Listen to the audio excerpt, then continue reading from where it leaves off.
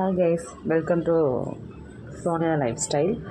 இது வந்து பார்த்தினாக்கா நேற்று மண்டே பிளாக் தாங்க.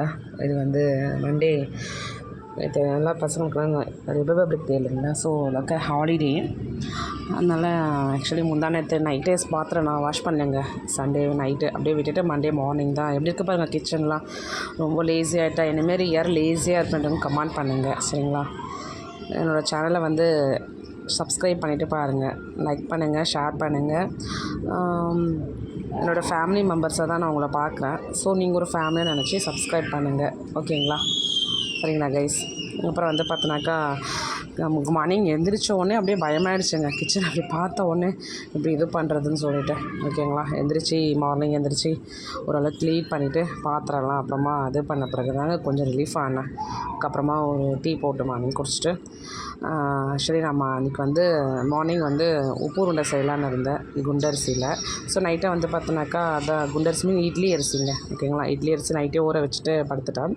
ஸோ மார்னிங் வந்து அதை மிக்ஸியில் கிரைண்ட் பண்ணிவிட்டு அரிசி கொஞ்சம் அதான் ஒரு கப் போட்டிருந்தேன். அந்த கப்பில் ஒரு கப் போட்டிருந்தேன், ஓகேங்களா. ஒரு கப் போட்டு நைட்டில் ஊற வச்சுட்டு மார்னிங் வந்து மிக்ஸியில் சால்ட்டை போட்டு கிரைண்ட் பண்ணிட்டேன்.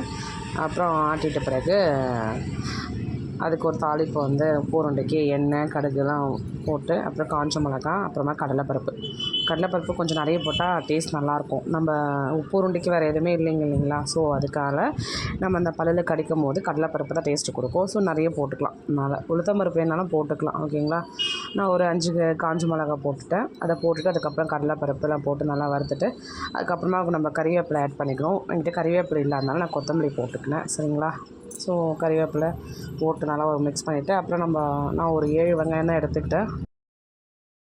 அதுக்கப்புறம் பார்த்தினாக்கா வெங்காயம் நல்லா கடலைப்பருப்பு நல்லா வதக்கிட்ட பிறகு கறிவேப்பிலை போட்டுக்கணும். ஸோ என்கிட்ட கறிவேப்பிலை கொத்தமல்லி போட்டேன்னா இதெல்லாம் போட்டு வதக்கிட்டு எத்தனை வெங்காயம் வேணுமோ அத்தனை வெங்காயம் நம்ம ஆட் பண்ணிக்கலாம்.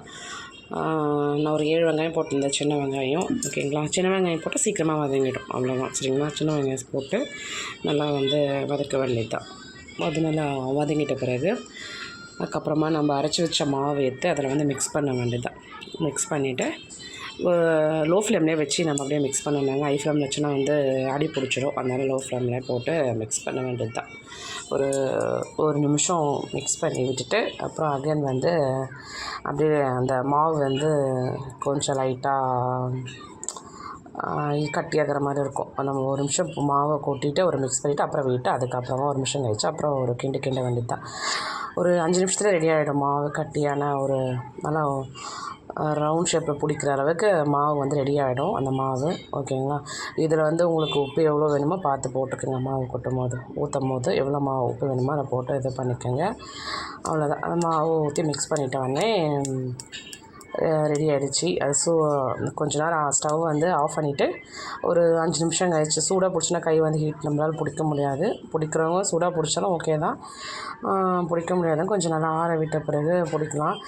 அந்த மாவு கொஞ்சம் கையில் வந்து பிடிக்கும் போது நம்ம கையில் ஆயில் கொஞ்சம் நல்லா இது பண்ணிவிட்டு பிடிச்சினா கொஞ்சம் மாவு வந்து சாஃப்டாக இருக்க வெளியே பிடிக்கும் போது, சரிங்களா. அப்படியே அதை பிடிச்சி ஒரு இட்லி பாத்திரத்தில் வச்சு ஒரு 3 மினிட்ஸ் விட்டுனாக்கா உப்பு உருண்டை ரெடி ஆகிடும், அவ்வளோதான்.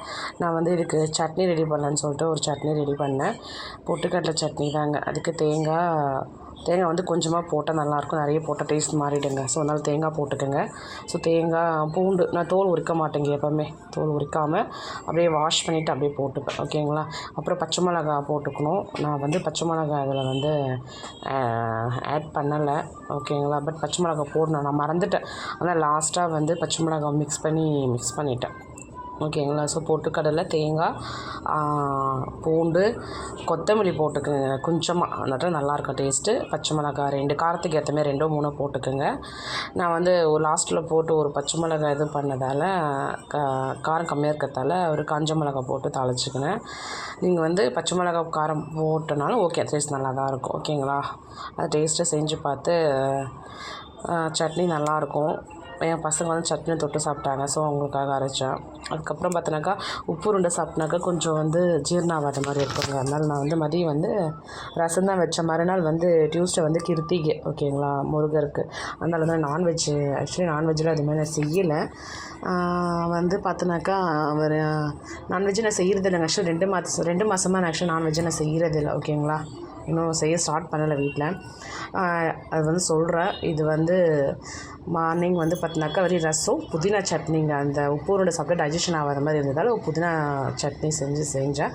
அதுக்கு புதினா கொஞ்சம், கொத்தமல்லி கொஞ்சம் போட்டு, காஞ்ச மிளகா, அப்புறம் பூண்டு, இஞ்சிங்க டைஜஷன் கொடுக்க நல்லாயிருக்கும். ஸோ பூண்டு, இஞ்சி, கொஞ்சமாக உளுத்தம்பருப்பு போட்டு, கடலைப்பருப்பு போட வேணாம், உளுத்தம்பருப்பு போட்டு ஒரு ஸ்பூன் போதும் ஓகேங்களா. இன்னும் கூட கம்மி பண்ணிக்கலாம், பட் நான் வந்து போட்டேன். இன்னும் கூட கம்மி பண்ணிக்கலாம் வேணும்னா ஓகேங்களா. இதெல்லாம் போட்டு வறுத்துட்டு அப்புறம் நல்லா கொஞ்சம் ஆற விட்ட பிறகு மிக்ஸி கிரைண்ட் பண்ணிவிட்டு அப்புறம் சிம்பிளான ஒரு ரசம் வச்சேங்க. அவ்வளோதாங்க. ஆஃப்டர்நூன் வந்து சிம்பிளாக நார்மலாக எண்ணெய் ஊற்றி கடுகு, அந்த கொஞ்சமாக காஞ்ச மிளகா 2, அந்த பூண்டு, மிளகு, சீரகம் இடித்து வச்சதை ஆட் பண்ணலாம். அப்படியே மிக்ஸ் பண்ணிவிட்டு தக்காளி வந்து அப்படி நான் கட் பண்ணி வதக்கிட்ட பிறகு 1 கப்பு ஒரு எலுமிச்சை அளவு புளி ஊற வச்சுருந்தேன். ஸோ அதை நல்லா அதில் கரைச்சி ஊற்றிட்டு அதுக்கப்புறமா எப்பவுமே பெருங்காயம் போடுவோங்க, கறிவேப்பிலை, கொத்தமல்லி, அதுக்கப்புறம் மேலே ஆட் பண்ணுங்க ஓகேங்களா. நல்லா ஆட் பண்ணிவிட்டு ரசம் நல்லா கொதிக்க வச்ச பிறகு ரெடி ஆகிடும். அவ்வளோதான் கைஸ். ஆக்சுவலி பார்த்தாக்கா சபரிமலைக்கு மாலை போட்டு தரிசனம்லாம் இப்போ தான் முடிஞ்சிட்டு வந்திருக்காங்க. அதான் நான்வெஜ்லாம் நாங்கள் எதுவுமே செய்யலை ஓகேங்களா. அதுதாங்க ஸ்பெஷல். இன்றைக்கி வந்து மறுநாள் வந்து ஆடி கிருத்திகைலாம், அதனால் நான் நான்வெஜ் எதுவும் செய்யலை. சபரிமலைக்கு போய்ட்டு வந்து 1 வாரம் தான் ஆகிடுச்சு. அதனால் எதுவுமே நான் ஸ்டார்ட் பண்ணலை. என்னோடய சேனலை சப்ஸ்கிரைப் பண்ணிவிட்டு பாருங்கள் கைஸ் ஓகேங்களா. உங்களோட சப்போர்ட் ரொம்ப முக்கியம் கைஸ் ஓகேங்களா. பாய் கைஸ், பார்க்கலாம் அப்புறம்.